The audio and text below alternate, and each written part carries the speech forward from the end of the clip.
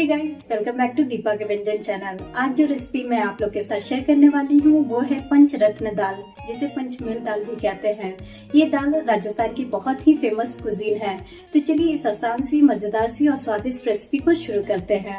सबसे पहले हम क्या करेंगे, 5 अलग अलग दालों को मिक्स करके उसे धो लेंगे और 5 से 6 घंटे के लिए सोक कर देंगे। यहाँ पर मैंने लिया है एक मीडियम साइज़ का प्याज बारीक कटा हुआ, एक टमाटर, अदरक 1 इंच, 2 से 3 हरी मिर्च, धनिया पत्ती बारीक कटी हुई और कुटा हुआ गरम मसाला पाउडर। सबसे पहले कुकर या फिर पतीले में 1 चम्मच घी डालें। इसमें डाल दें आधी छोटी चम्मच साबुत जीरा। जैसे ही जीरा भून जाए अब हम इसमें ऐड करेंगे कटा हुआ प्याज। प्याज के साथ हम यहीं पे ऐड कर देंगे अदरक और हरी मिर्च। प्याज, हरी मिर्च, अदरक को लो टू मीडियम फ्लेम पर अच्छी तरह से ब्राउन होने तक भूनें।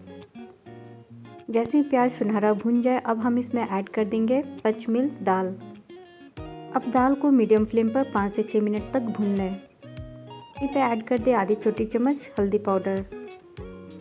मिला दें सबको अच्छी तरह से।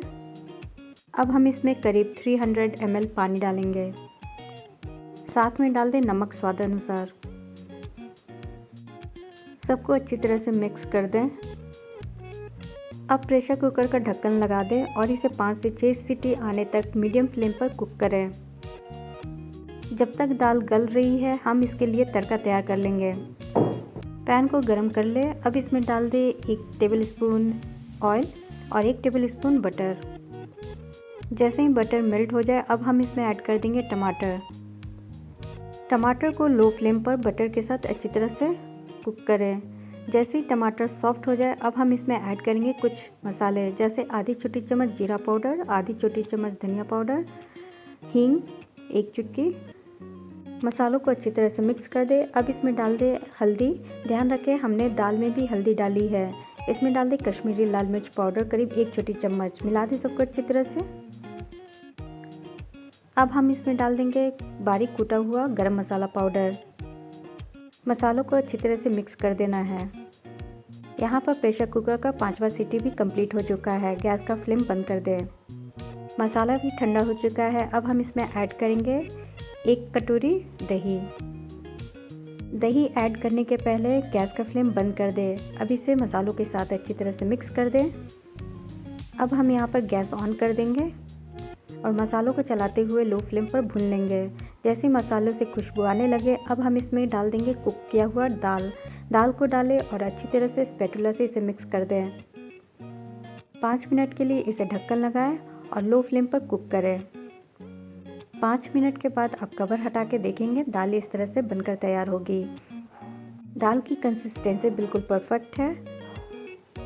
यहाँ पर हम गैस बंद कर देंगे और इसे वापस से ढक्कन लगा देंगे। ये दाल बनकर तैयार है। अब इसे हम सर्व करेंगे।